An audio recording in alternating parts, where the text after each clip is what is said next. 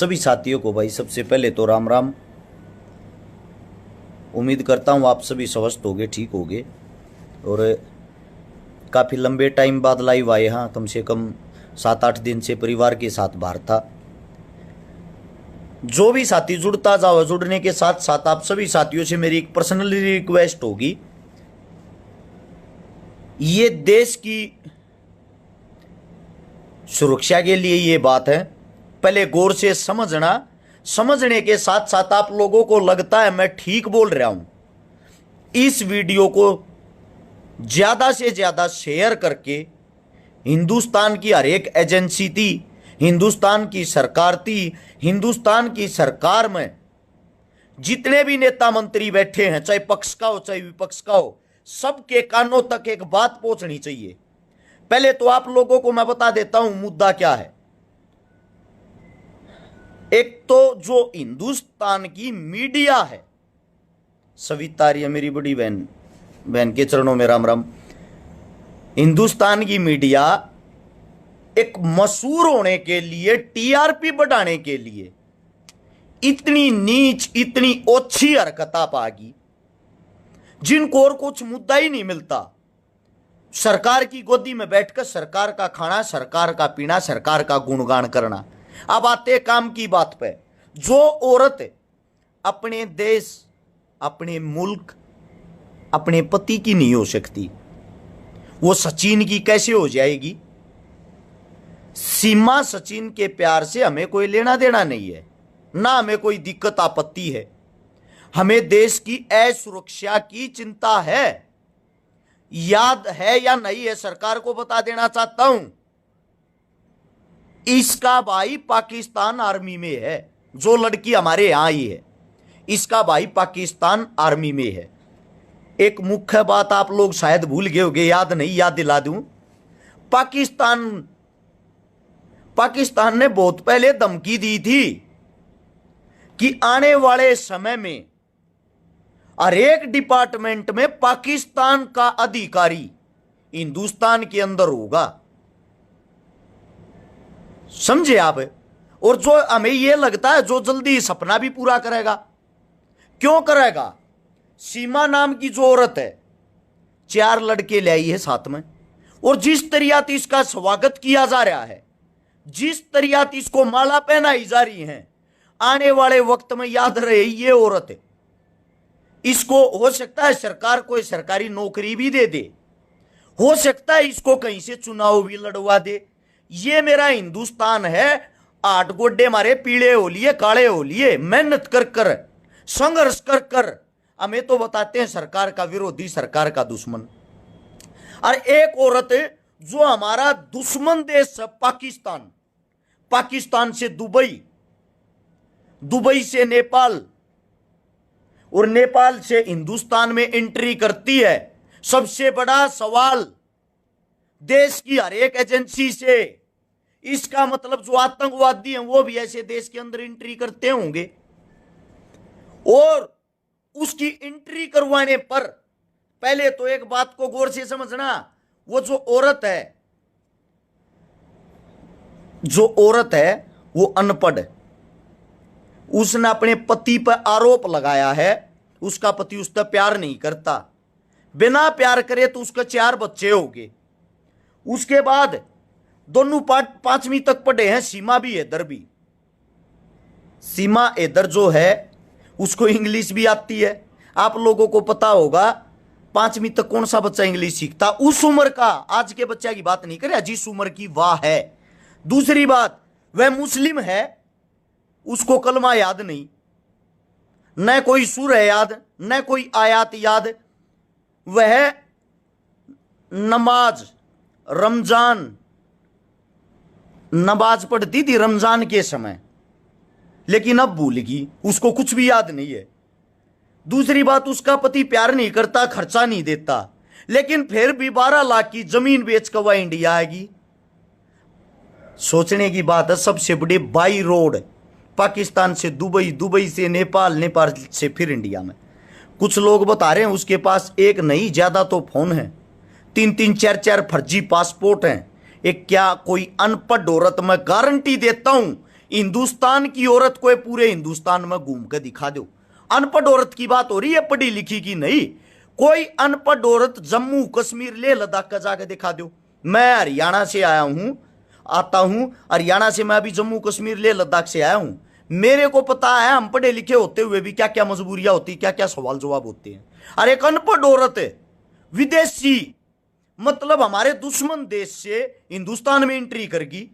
गजब की बात नहीं लगती आप लोगों को? सबसे बड़ी बात यह, सचिन सीमा दोनों को गिरफ्तार किया जाए। संदिग्ध महिला को तुरंत डिपोर्ट करना चाहिए। आप सभी साथियों को बताता हूं, यह हमारे देश के साथ खिलवाड़ है। खिलवाड़ की बात, एक राजनीतिक आदमी इसको भी मुद्दा बना रहे, उसका स्वागत कर रहे हैं।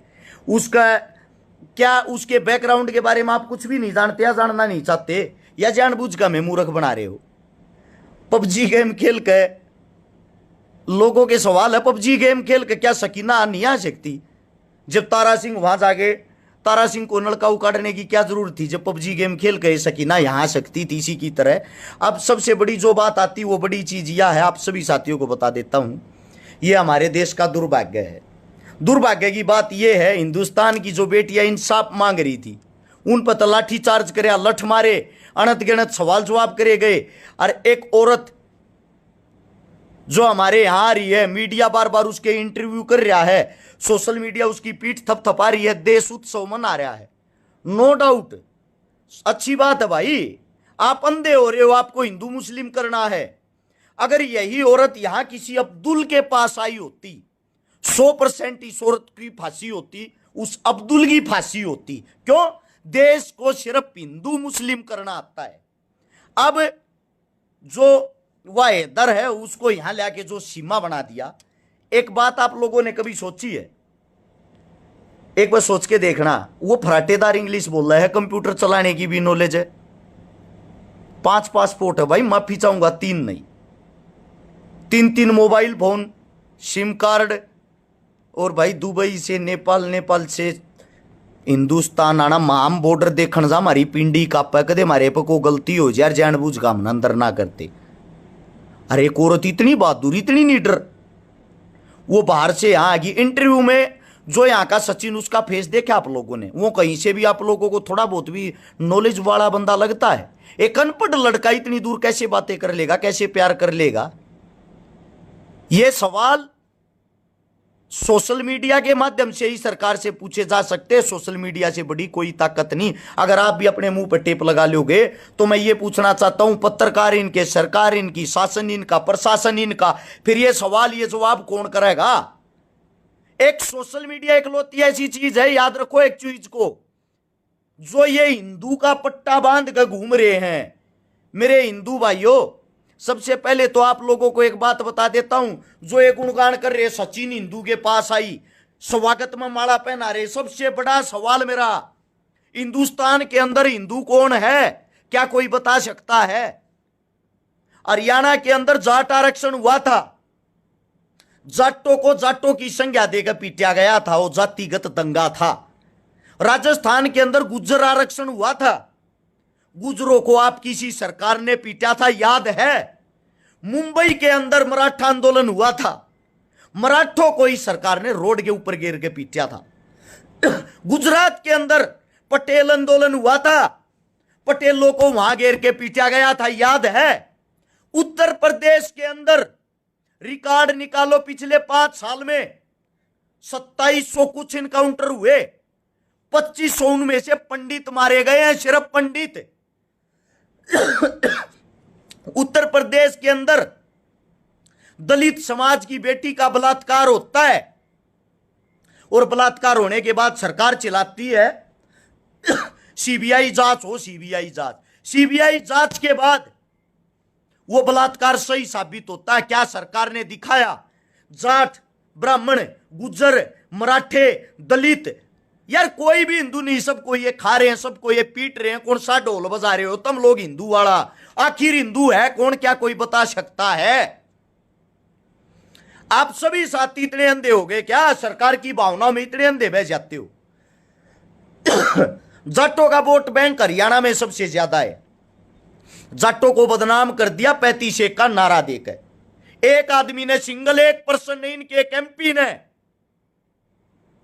भूतपूर्व एमपी कुरुक्षेत्र का, जिसका नाम है राजकुमार, उसकी जाति का नाम तो मैं लेता नहीं, आज वो ब्राह्मणों को गाली दे रहा है, पंडितों को एक तरफा गाली दे रहा, पहले जाटों को दी, आज पंडितों को दी। 35 का नारा उसके मुंह तो लगवाया था हरियाणा में, अब वो पंडितों को गाली दे रहा, क्योंकि ये सब एक राजनीति का हिस्सा होते हैं।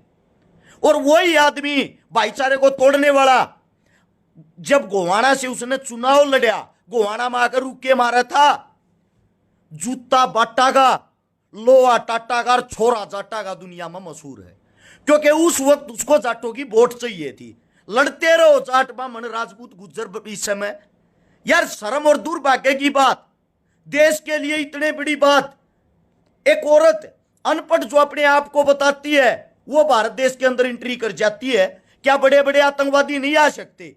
क्या आने वाले टाइम में कोई बड़ा हादसा नहीं हो सकता? इसका खुद का भाई पाकिस्तान आर्मी में है, या जो 4 बच्चों को लेकर आई है, 10-15 साल बाद ये जवान हो जाएंगे। एक भी आदमी को अगर सरकार ने नौकरी दे दी या सरकारी नौकरी पे ये शामिल हो गए, क्या ये हमारी सारी डिटेल वहां नहीं पहुंचाएंगे? जो पाकिस्तानी हमारे भाइयों को शहीद करते हैं, जिनके साथ हमारे गुण नहीं मिलते, हमारे देश का प्रधानमंत्री नरेंद्र दामोदर दास मोदी वहां जाकर वहां के प्रधानमंत्री की माता जी का केक काटता है और वहां से यहां का प्रेस कॉन्फ्रेंस करके कहता है पाकिस्तान ने अगर आंख दिखाने की कोशिश करी युद्ध होगा। हद की बात। इसका मतलब आप हिंदुस्तान की जो आवाम है, जो जनता है, उसको मूर्ख बना रहे हो। अब रही इस लड़की की बात, इस सीमा की बात, इसकी सफाई देखो कितनी भयंकर, कितनी जबरदस्त है। टपाटप हिंदी और इंग्लिश बोलती, इसके मुंह से एक भी लफ्ज उर्दू का नहीं निकलता। उर्दू का, जिस देश में पैदा हुई, जिसकी मातृभाषा उर्दू है, हम कहीं भी स्पीच दे, कितना हिंदी बोलने की कोशिश कर ले, हमारे मुंह से हर वक्त हरियाणवी निकल के आती है, क्योंकि ये हमारे खून में बसी हुई है, हमारे रग रग में बसी हुई है। इस लड़की को कितने दिन पहले ट्रेंड किया गया होगा, सोचने का बात। आप लोगों ने कभी सोचा? मीडिया दबादब उसके इंटरव्यू ले रही है, सोशल मीडिया पीठ थपथपा रही। यार देश उत्सव मना रहा, नो डाउट। जिस भावुकता से स्वागत किया जा रहा है, जल्दी नागरिकता मिलेगी, बताया ना मैंने, सरकारी नौकरी भी मिल सकती है, क्योंकि एक वर्ग इसलिए खुश है, अब्दुल के पास नहीं, सचिन हिंदू के पास भागकर आई है यह औरत।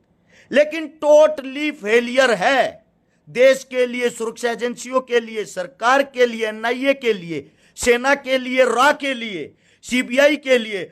आखिर भारत कोई कैसे आ सकता है? मैं आप सभी साथियों को बता देता हूं, यह करारा जवाब और करारा थप्पड़ है हिंदुस्तान की हर एक जांच एजेंसी के मुंह पे। उससे भी बड़ा थू करता हूं मैं इस सरकार पे, जो मतलब इतनी गिर चुकी है, जो सरे आम मुसलमानों से नफरत करती है, जो हर जगह हिंदू मुसलमान करवाने की कोशिश करती है।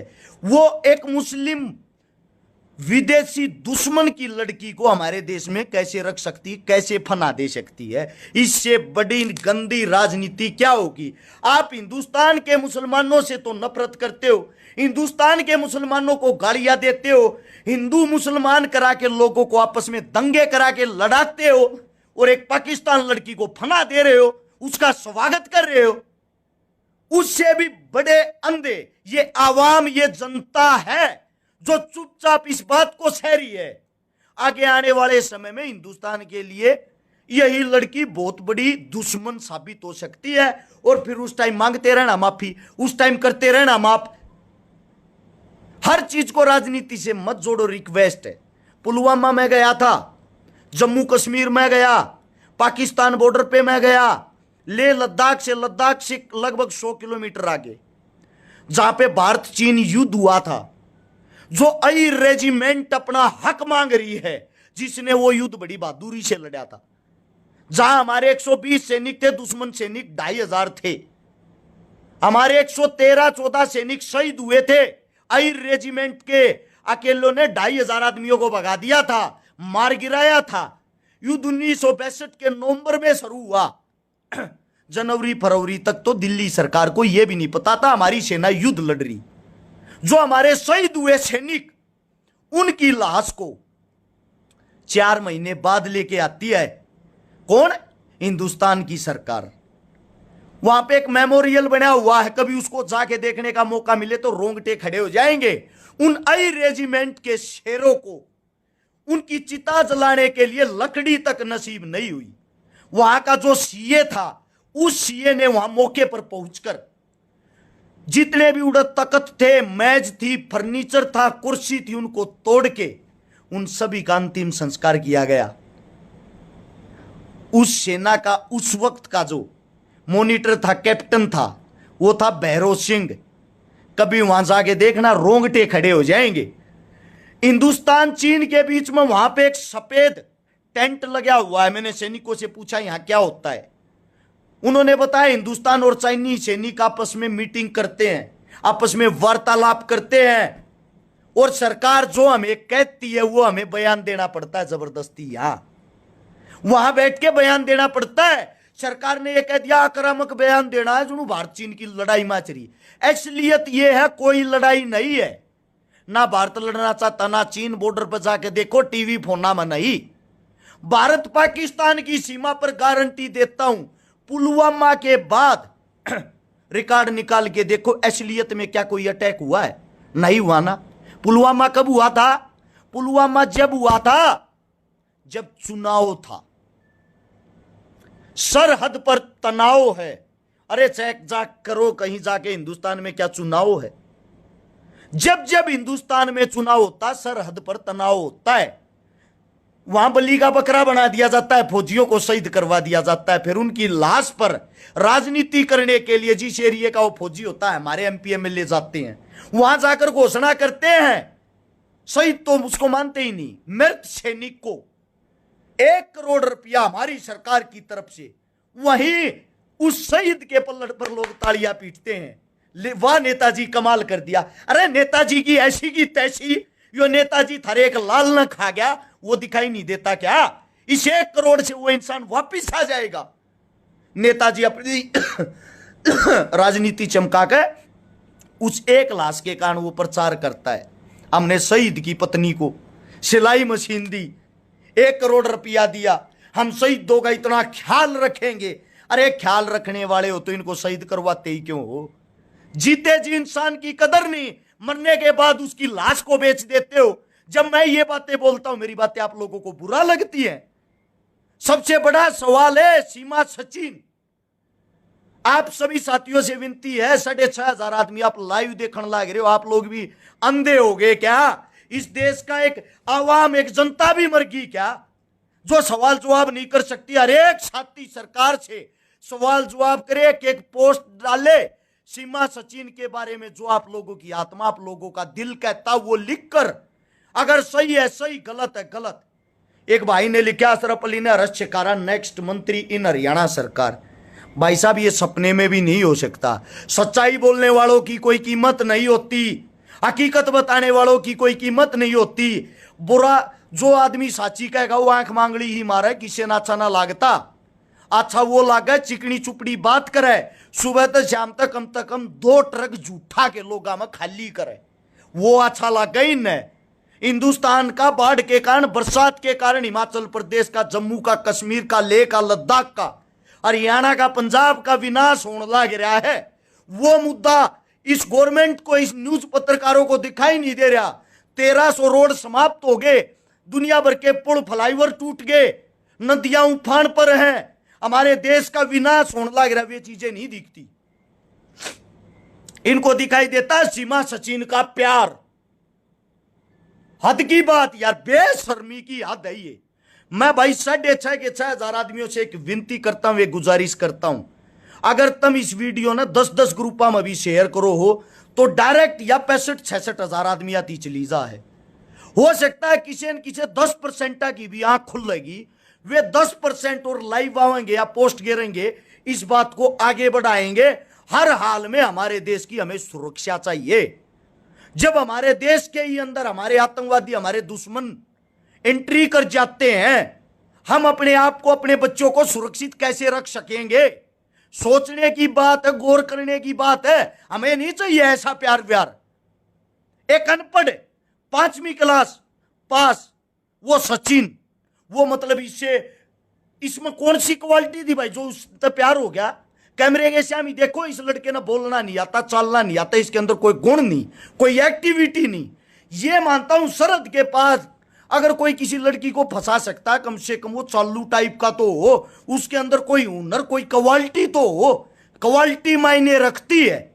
जो अपने पति को छोड़ देती है, 4 बच्चों को साथ लेके आती है, तो इसका मतलब मां और बच्चों के बीच में प्यार है, तो वो औरत किसी दूसरे इंसान से प्यार नहीं कर सकती। ये साजिश है तो है, वरना वो अपने 4 बच्चों को, जिसके वे बच्चे हैं, उसके पास छोड़कर यहां आती। तू भी मेरे तक प्यार नहीं करता, तेरे बालक भी नहीं चाहते, राखिन ने भी उनको ठुकरा के यहां आती। वो बच्चों को गोद में साथ लेके आई है और फिर भी हिंदुस्तान में एंट्री कर रही थी। बहुत बड़ी, बहुत हाई लेवल की साजिश है।